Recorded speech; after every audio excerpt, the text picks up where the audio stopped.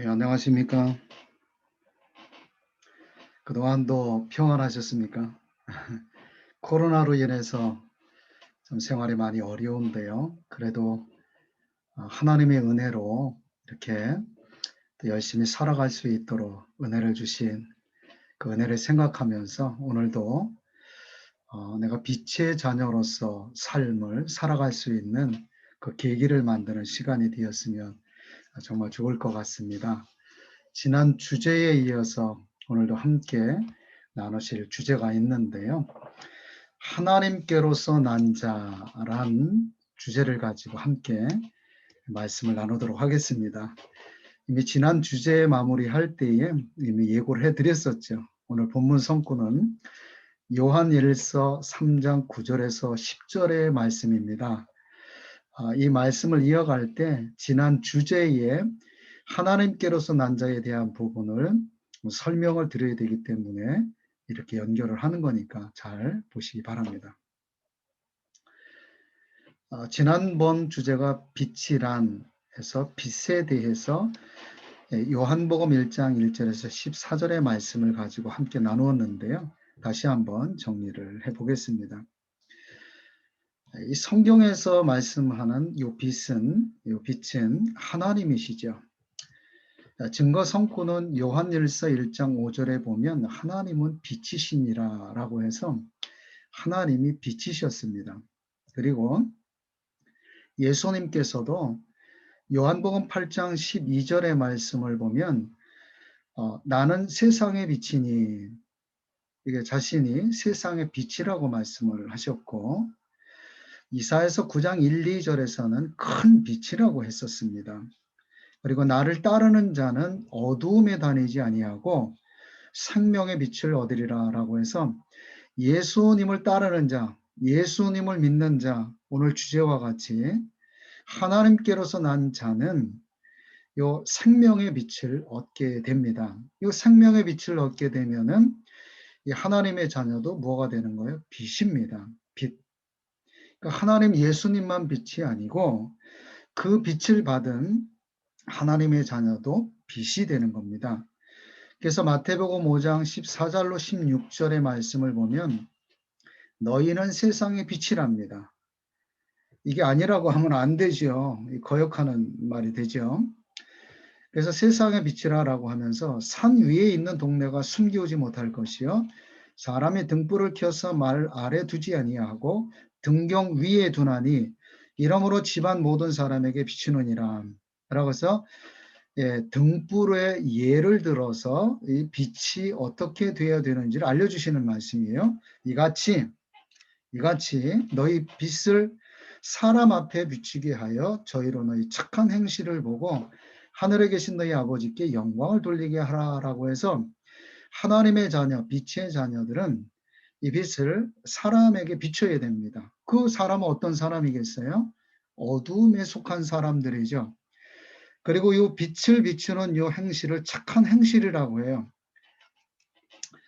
양로원에 가고 고안에 가서 그들을 돌아보는 게 착한 행실이 아니고 천국 복음을 전하는 빛이었었죠.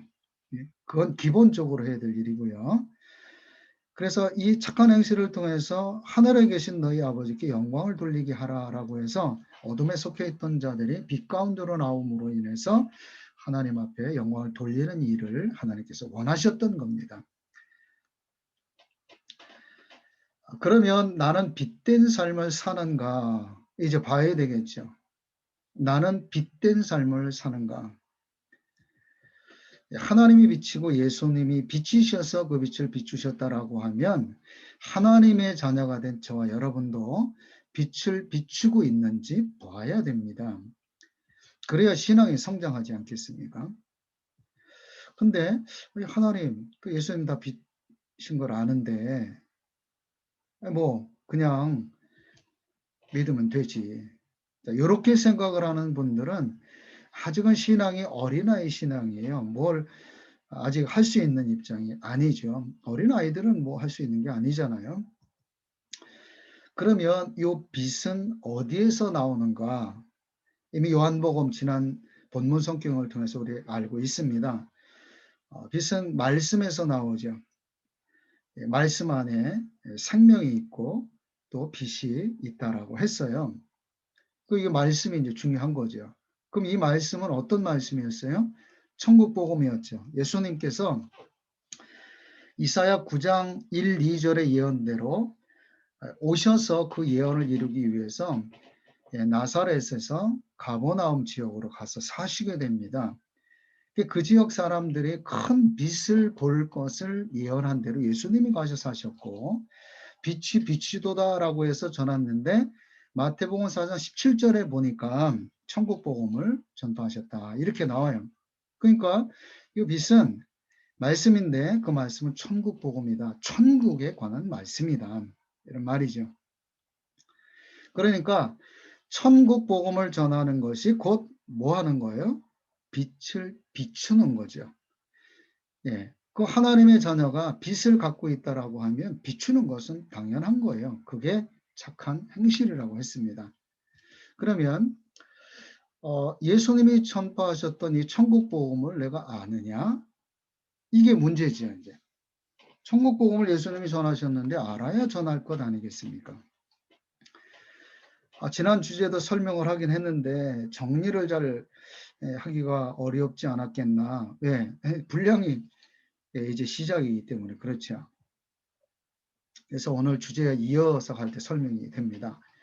하나님께로서 난 자란 대체 어떠한 자인가? 본문 성구는 요한일서 3장 9절에서 10절인데요. 이것을 나가기 전에 한 번 더 짚어야 될 말씀이 있습니다. 요한복음 1장 12절로 13절에 하나님께로서 난 자에 대한 근거를 주셨는데요. 영접하는 자 곧 그 이름을 믿는 자들에게는 하나님의 자녀가 되는 권세를 주셨으니, 그러니까 영접한 자, 예수님을 영접한 자, 예수님의 이름을 믿는 자는 하나님의 자녀가 되는 권세를 주셨어요.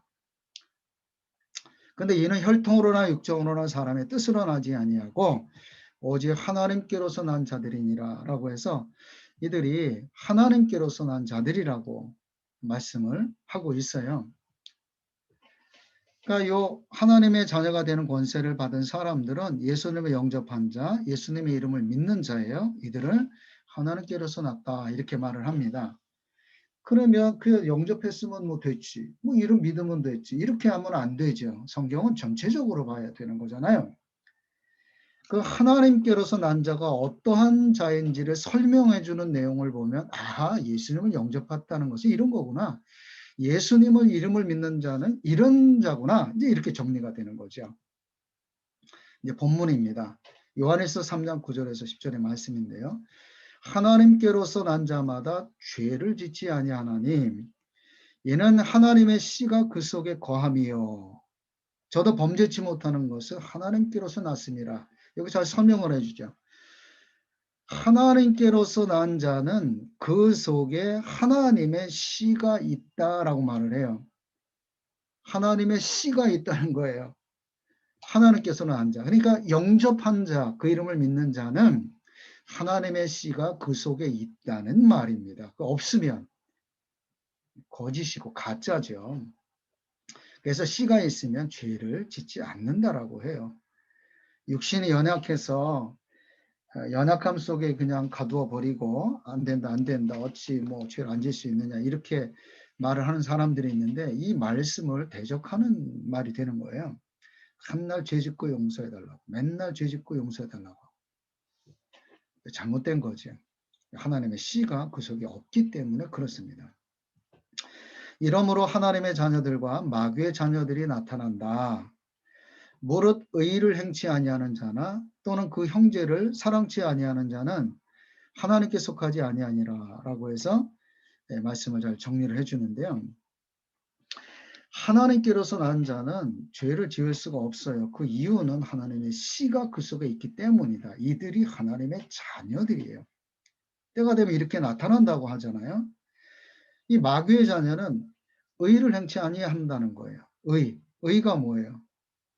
이 초림때를 놓고 보면 구약의 예언대로 약속대로 오신 그 예수님을 믿는 믿음, 그 예수님을 믿는 믿음을 갖기 위해서 전했던 천국 복음을 마음에 담고 그 삶을 사는, 빛을 비추는 삶을 사는 사람들이 의의를 행하는 자들이었었죠.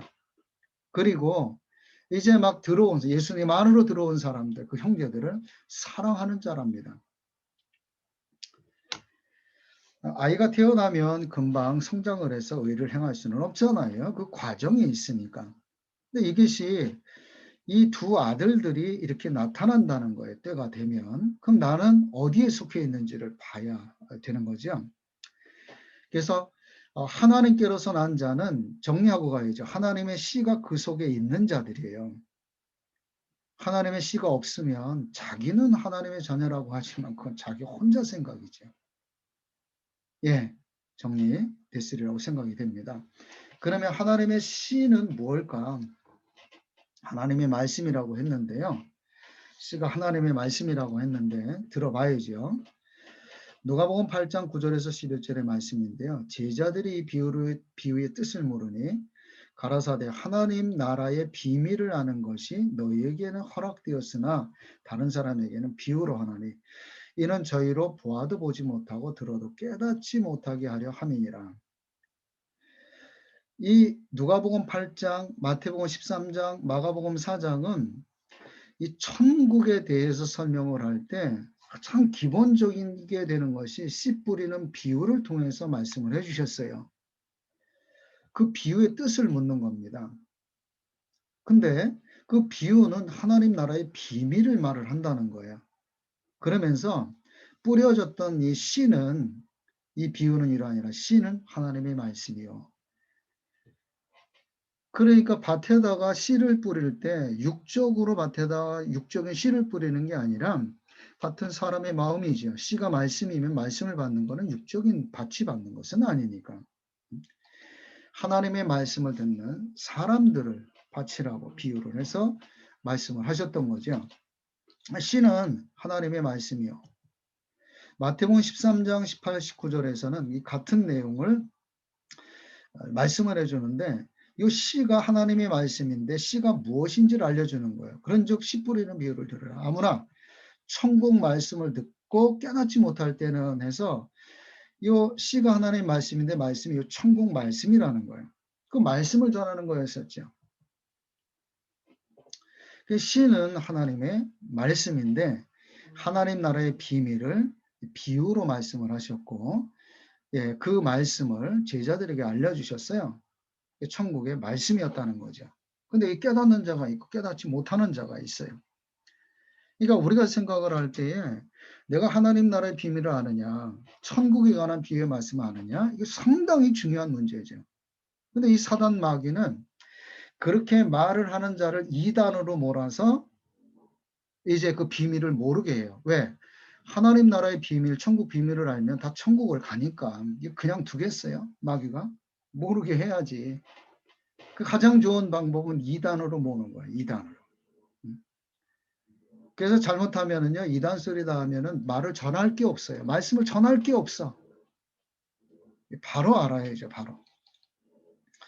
그래서 하나님의 씨는 하나님의 말씀이다.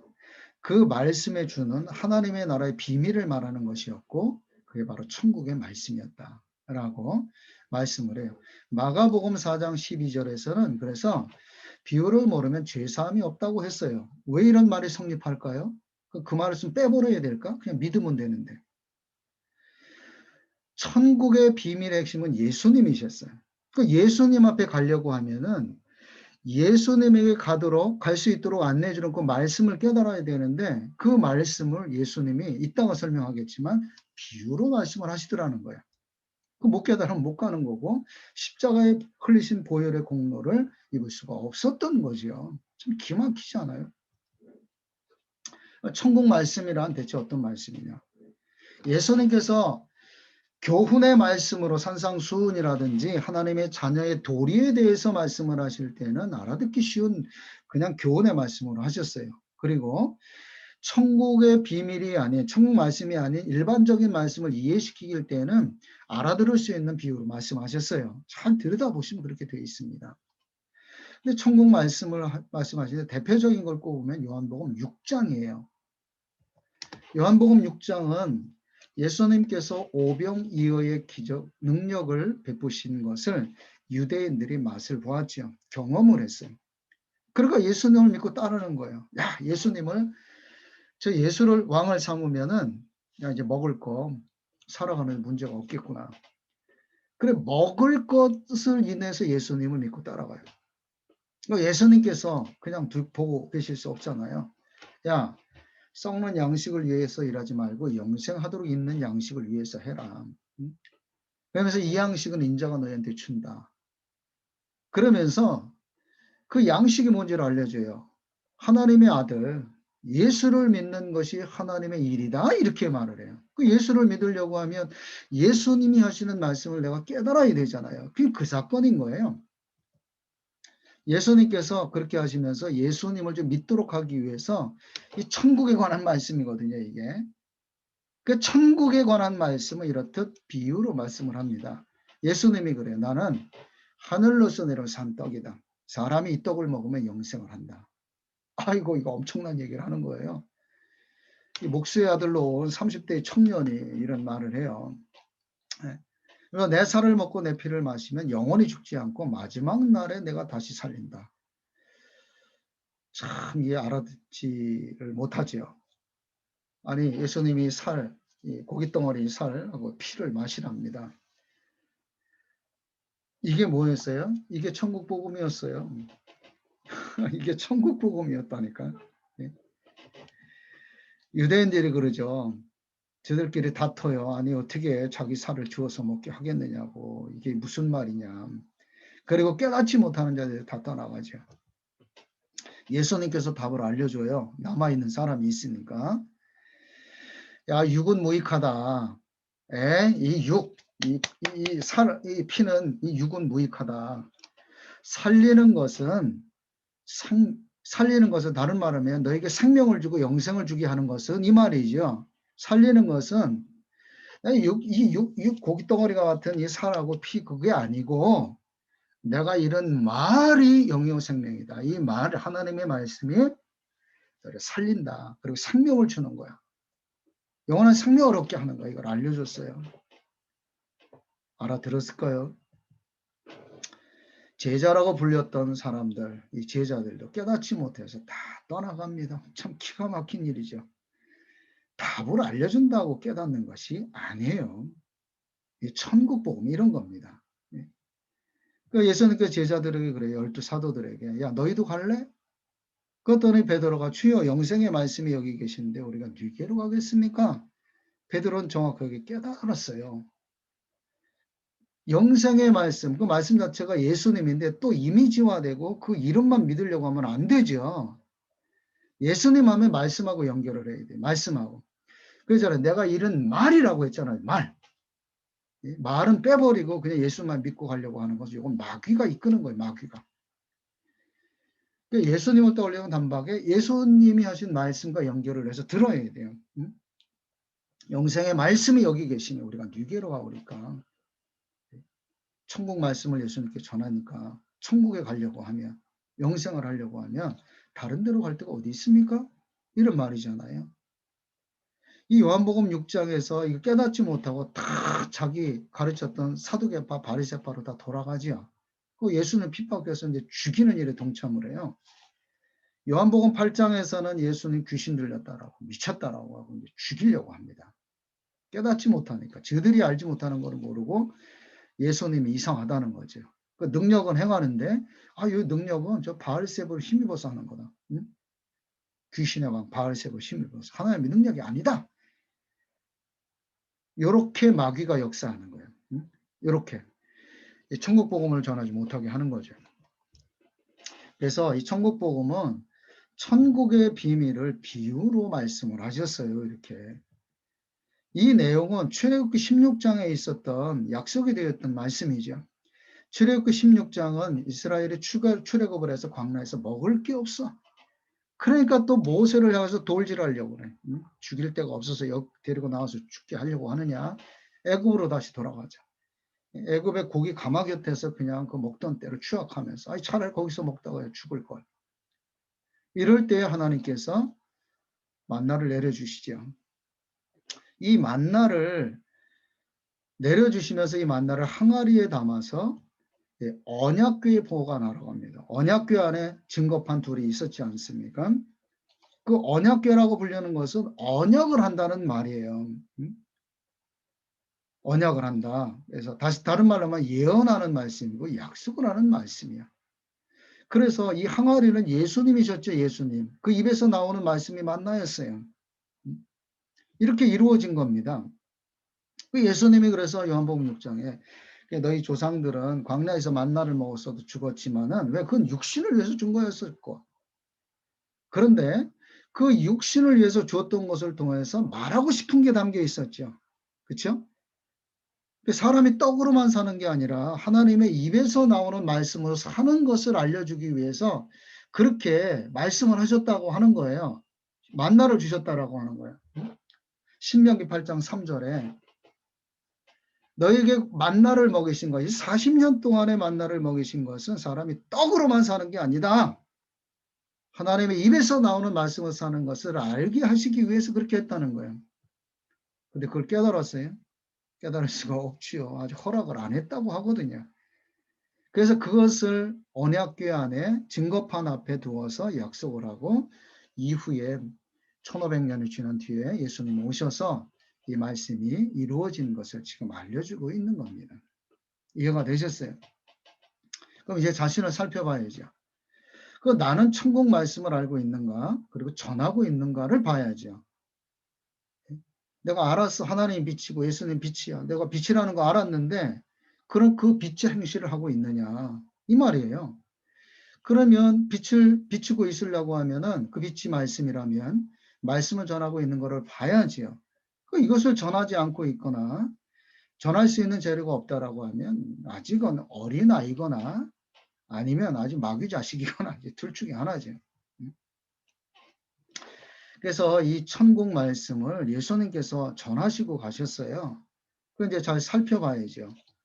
대표적인 거예요. 이 성경에는 신약 성경에는 천국에 관한 말씀들이 여러 곳에 많이 있고 특히 요한계시록은 천국에 관한 말씀입니다.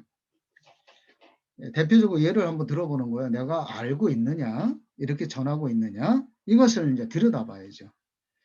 이 마태복음 22장은 예수님께서 비유를 들어서 말씀하죠. 천국은 마치 이라는 말은 비유로 지금 말을 하고 있는 거거든요. 그래서 자기 아들을 결혼시키기 위해서 있어지게 되는 일들을 잘 설명을 해 놨어요.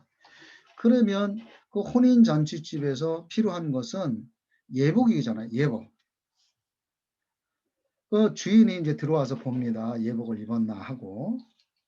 근데 예복을 입지 않는 사람을 본 거예요. 너 왜 예복을 입지 않았어?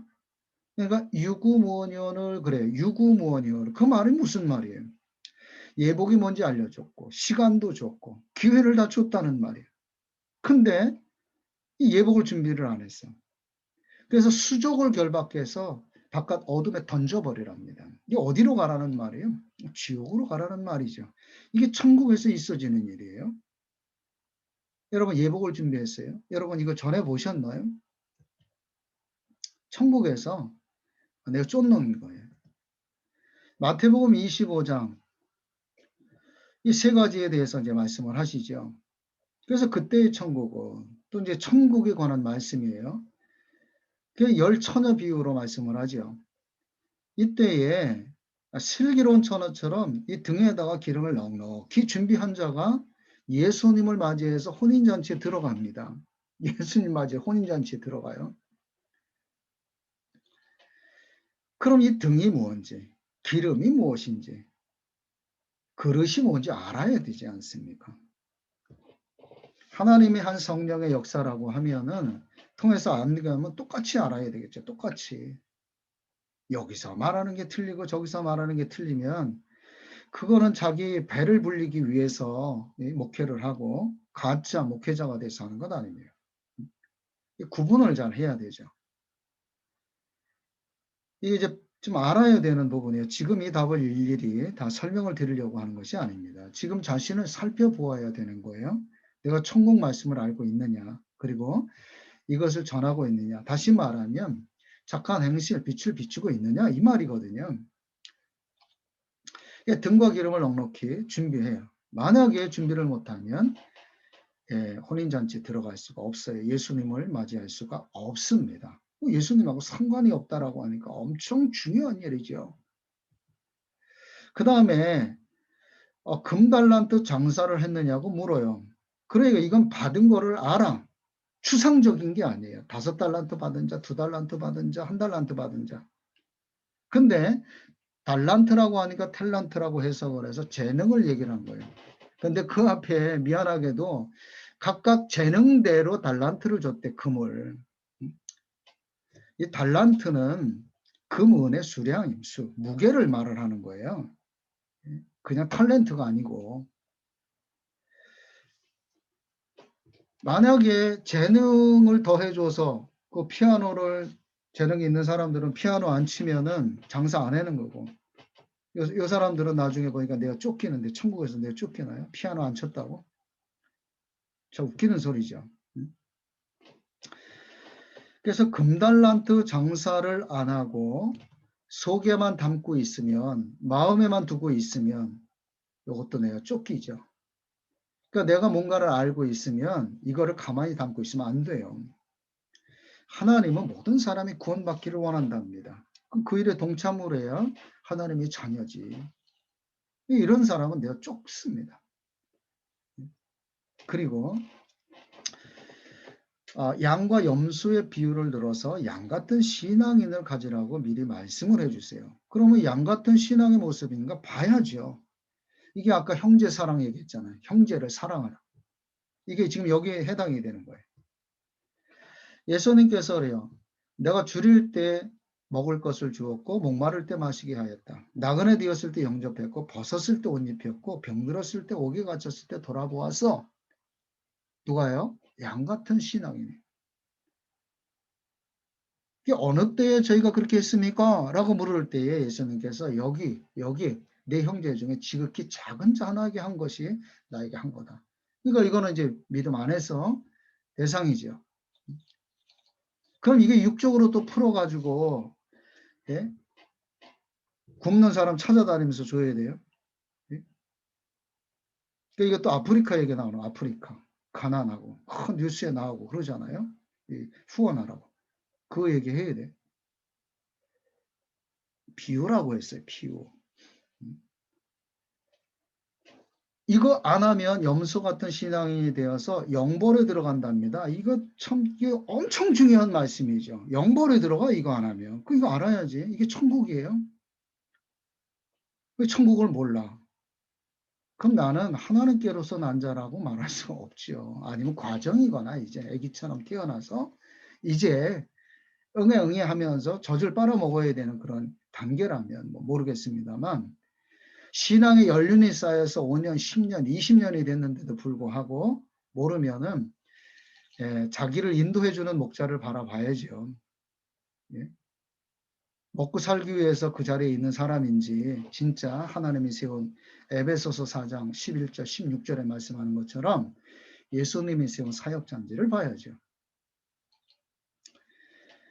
예, 이게 천국입니다. 천국 말씀이에요. 이거를 전했던 거죠, 예수님께서. 형제를 사랑하라는 것은 이 일을 하라는 말 아니에요. 그러면 여기서 말하는 것처럼 줄일 때 먹을 것 주는 양식을 알아야 되고 물을 알아야 되고 영접을 해주는 게 뭔지 알아야 되고 옷 입혀야 될 옷이 뭔지 알아야 되고 병들 때 옥에 갇혔을 때 이거 돌아보는 게 뭔지를 알아야 이 일을 행할 것 아니에요. 이거 안 하면 잘 생각해요. 내가 예수님 믿는다고 진실하게 믿는다고 이거 안 하면 영벌에 가요. 여기 이렇게 말씀하셨잖아. 이거 빼버릴 거예요. 빼버릴 수 없잖아요. 그리고 천국에 관한 말씀이 이어지는 거예요. 예수님이 다시 오심을 약속을 했어요. 그 예수님이 다시 온다는 말은 예수님만 덜렁 오시는 게 아니고 하나님이 오시고 하나님이 오면 천국이 오는 거죠. 요한복음 14장 23절 24절에 그래 말씀했죠. 사람이 나를 사랑하면 내 말을 지키리니 내 아버지께서 저를 사랑하실 것이요 우리가 저에게 와서 거처를 저와 함께 하리라 라고 해요. 그러면 하나님 예수님 함께하는 영의 세계가 천국이 오는 거죠. 근데 나를 사랑하지 아니하는 자는 24절에 내 말을 지키지 않는다. 내 말은 내 말이 아니요 나를 보내신 아버지의 말씀이다라고 예수님께서 직접 말씀을 하셨죠.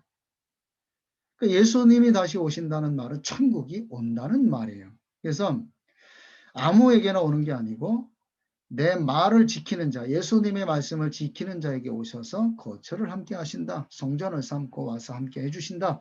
이 말이에요. 그래서 주기도문을 가르치실 때에 마태복음 6장 10절에 그러죠. 나라의 임하옵시고 우리한테 주기도문을 가르쳐 줄 때 이렇게 기도하라고서 나라가 임하옵시고 이렇게 기도를 하라는 거예요. 그럼 뭐가 오는 거예요? 천국이 임해 오는 거죠.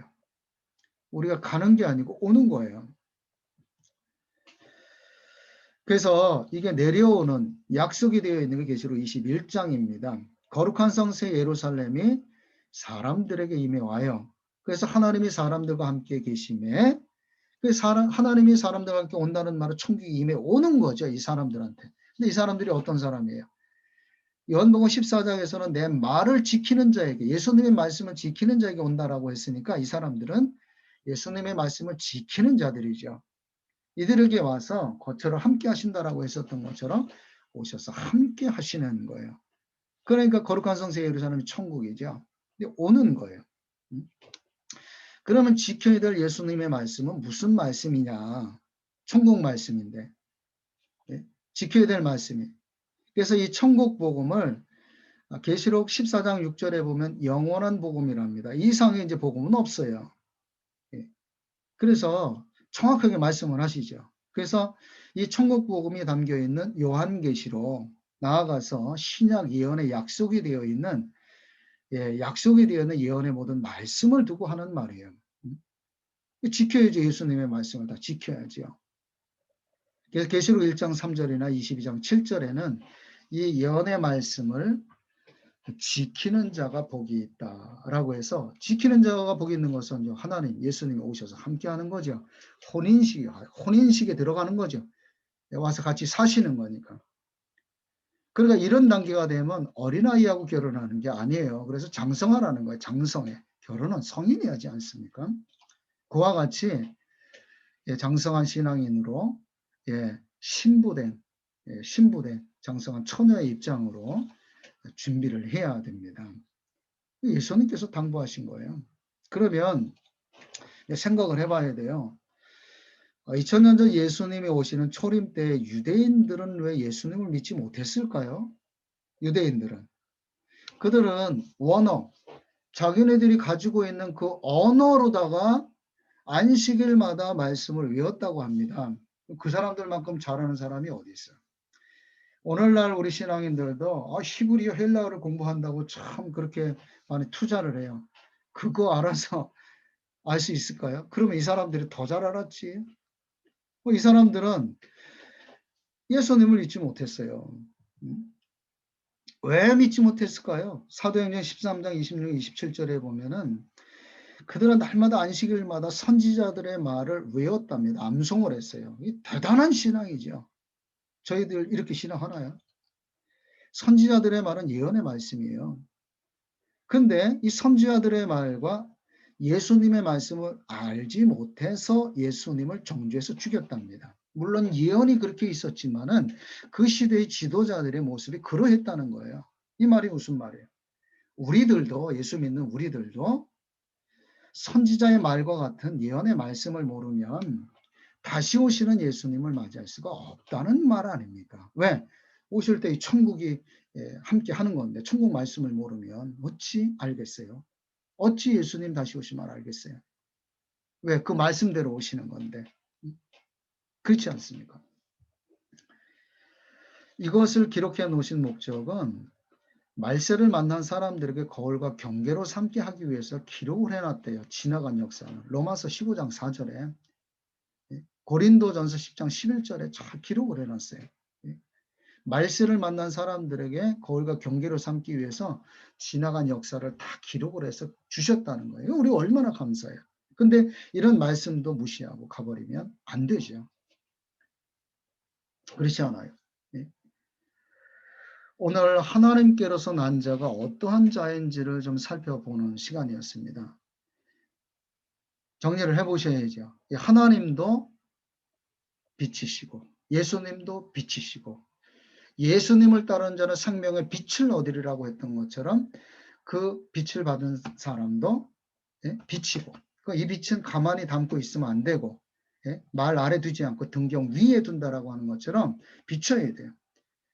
이 비추는 것은 어두움에 속해 있는 자들에게 이걸 비춰야죠. 근데 그 비추는 빛이 뭐라 그러죠? 천국 복음이다. 그 천국 복음을 내가 모르는데 무슨 빛의 자녀라고 말을 할 수가 있어요. 이제 막 태어난 응애응애하는 깐난쟁이거나 아니면 나는 하나님의 자녀라고 하는데 하나님이 보실 때 이거 마귀 자녀든지 둘 중에 하나겠죠. 예수님의 가르침은 어제나 오늘나 변함이 없습니다.